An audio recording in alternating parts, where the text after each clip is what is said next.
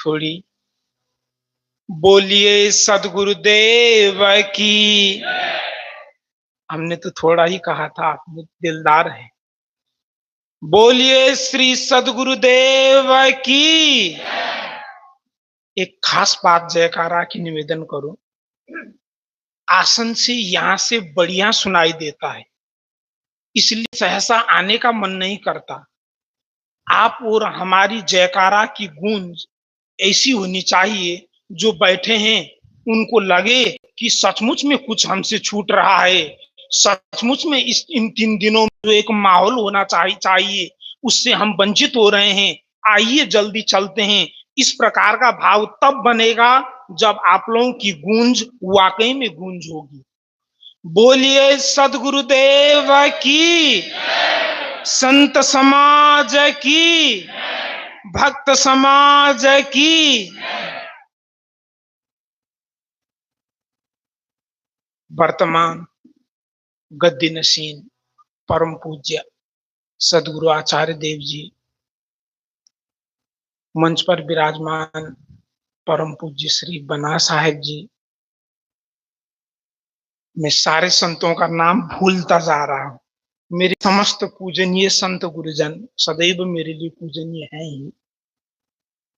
सत्संग प्रेमी देवियों, माताओं एवं सत्संग प्रेमी देवताओं,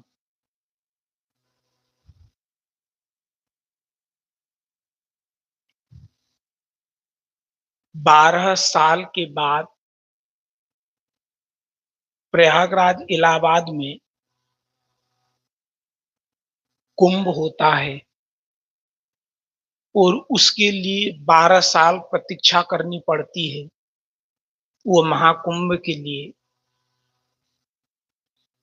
और सदगुरु श्री पूर्ण साहेब जी की यह तपस्थली, जहां उन्होंने बीजक के अंतरंग भावों को खोल कर रख दिए, ये उन्हीं का तपबल है, उन्हीं का त्याग बल है, उन्हीं का आत्मबल है कि उस महाकुंभ के पूर्व हम सब यहाँ पर ये सचमुच के कुंभ में बैठे हैं। बोलिए सदगुरुदेव की। देखिए, एक आदमी, एक व्यक्ति, एक महापुरुष की करनी। अब प्रश्न होता है, तो क्या आप और हम सब भी तो एक ही हैं? क्यों नहीं उस प्रकार का पुरुषार्थ किया जा सकता है? इस पर थोड़ा सा चिंतन करते हैं।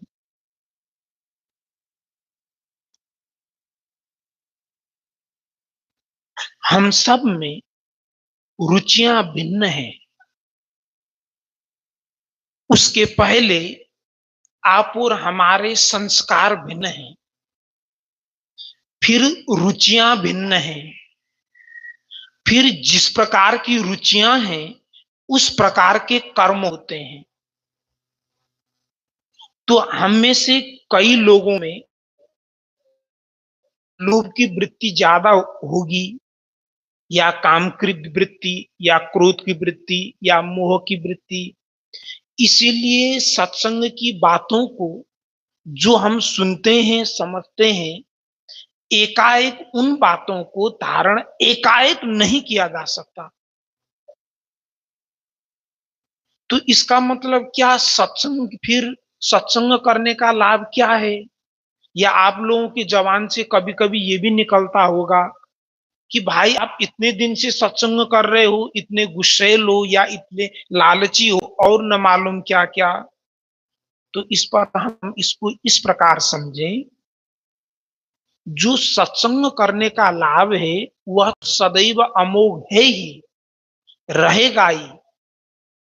परंतु जो हमारा संस्कार होगा, जो घटाध्यास संस्कार से हम इस वर्तमान मनुष्य शरीर में हैं, उसकी जो एक कड़क भाव है, उसमें से वो गलते गलते गलते गलते ढीला पड़ जाएगा। वो ढीला पड़ना तो तय है, अब ये कितने जन्म में होगा, ये कब होगा, ये आप और हमारी अपनी अपनी रुचि, समझ और निश्चयता की बात है। इसीलिए आप और हम सभी को सत्संग की इन बातों को समझने में, चिंतन करने में, सुनने में आलस्य नहीं आनी चाहिए। यकीन मानिए, प्रोफेसर लोग जो विश्वविद्यालयों में 2500 साल तक जो बोलते हैं, जो पढ़ाते हैं, उन बातों को संत गुरुजनों से जो हमें मिलता है, भले ही हमारे संत गुरुजन बगैर डिग्री के हों, अगर किसी के पास डिग्री हो तो क्षमा करिएगा, अगर भले ही वो बगैर डिग्री के हों, परंतु अपने आप को गुरु चरणों में बेच करके, संत चरणों में निछावर करके, वो प्रोफेसर जिन बातों को कहते हैं, उनसे भी बढ़कर के उन बातों के ऊपर अपनी साधिकारोक्ति जमाकर ये गुरुजन कहते हैं, तब वो आशीर्वाद है आप और हमारे लिए। नहीं तो बातें बताई जाती है विश्वविद्यालय में, दर्शन शास्त्र के विभाग में ऐसी बातें नहीं है, परंतु उन्होंने कभी अपने जीवन को उस तरीके से सौंपा नहीं, उस तरीके से अपने जीवन को संवारा नहीं, निचोड़ा नहीं, धोया नहीं, फटकारा नहीं। परंतु ये संत गुरुजनों के मार्ग में, संत गुरुजनों का सेवा करने का मतलब है, पहली बात अपने आप को मिटाना। इसलिए आते ही जो घर का नाम होगा वो हटाया जाता है। दूसरी बात, और जो हमारे अस्तित्व में हम कुछ हैं, यह भाव है, उसको मिटाया जाएगा, नाम के पीछे लिख दिया जाएगा दास। अब उसके बाद जैसे कपड़े धोने के पहले थोड़ी देर भिगाया जाता है, अब धुलाई होगी, पिटाई होगी। अब फिर उन संत गुरुजनों के सानिध्य में हम रह करके, सह करके जब टिक पाते हैं, तो सचमुच में ये जो दो बातें कहने की शक्ति है, ये उन तमाम संत गुरुजनों की हैं। नहीं तो देखिए, हम लोग भी किसी कोई नौकरी या किसी कोई काम करके किसी कोने में पड़े हुए होते। आज सदगुरु पूर्ण साहब से लेकर के तमाम उन गुरुजनों की तपस्या का ये आशीर्वाद है, ये उनका एक वरदान है हम लोगों के लिए कि अपने आप और हम सब अपने जीवन के कल्याण के लिए एक सुमधुर रास्ता, सुमधुर मार्ग आप और हम सबको मिला है। अगर ये गुरुजन न होते, यकीन मानिए हम कहां कहां भटक गए होते, कहां कहां अटक गए होते। भारत छत्तीसगढ़ से एक भगत काठमांडू गए थे और वहां वर्तमान गुरुपद आसीन सदगुरु श्री तत्पर साहब जी हैं, तो उन्होंने उनकी पूजा करनी चाहिए। तो उन्होंने बड़ी विनम्रता से कहा कि ये पूजा मत करिए, आप अपने लिए, रास्ते के लिए रखिए। तो जो भगत थे वो बोले, वो गजब की बात बोले। वो बोले, गुरुदेव, ये जो चढ़ा रहा हूं ये मेरा नहीं है,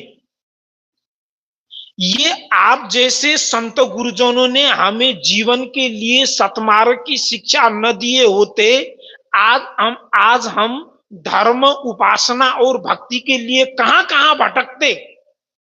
ये उन्हीं संत गुरुजनों के आशीर्वाद है कि हम कहीं भटके हुए नहीं हैं, इसीलिए हमारा भटकाव बंद हो, यूं ही भक्ति लगी रहे, ये आप ही की चीज है, ये कहकर उन्होंने समर्पित की। ये होती है श्रद्धा और निष्ठा की बात। तो ये जो बातें हम सुनते हैं, तो सहसा एकाएक आत्मसात करने में मुश्किल जरूर होती है, क्योंकि कोई उग्र हो सकते हैं, कोई मुलायम हो सकते हैं, कोई मीठे हो सकते हैं, कोई थोड़े थोड़े से कड़वे भी हो सकते हैं। तो इस मामलों को किस प्रकार से हम समझें, जरा देखें। हम जहां भी रहेंगे कुछ कड़वाहट मिलना तय है, या रम्मत भी करते रहें तो भी मिलेगा। क्यों मिलेगा? क्योंकि कुछ कड़वाहटों से गुजरना हमारे प्रारब्ध भोग के हिस्से में है। और जिन जिन जिन व्यक्तियों के प्रति, जिन जिन लोगों के प्रति हमारी असंतुष्ट और कड़वाहट वाली जो धारणा है, वो प्रारब्ध भोग से गुजरने के लिए वो कठिनता से कठिनता के रूप से उभर करके आती है। परंतु वाकई में जो लोग हमें बुरे या कड़वे लग रहे हैं, यकीन मानिए वो लोग उतने बुरे और कड़वे नहीं हैं। अब ये कड़वे लोग बहू, बेटी, सास, दामाद, पुत्र, पुत्री, नाती, पोता, रिश्तेदार, पड़ोसी, गुरु, गुरु भाई और भी कुछ जोड़ लीजिए, तो ये रूप में आएंगे। तो ये क्या है? हमारे प्रारब्ध दोष के कारण से हमारे बुरे कर्मों के भुगतान के लिए ये लोग मिले हैं। इसलिए सदगुरु राम रहस साहेब ने फेर परा नहीं तत्व में, नहीं इंद्रिन के माय, फेर परा कुछ बूझ में, सो निर्वारे नाई। एक ज्ञानी पुरुष, एक साधक व्यक्ति की स्थिति और एक सामान्य व्यक्ति की जो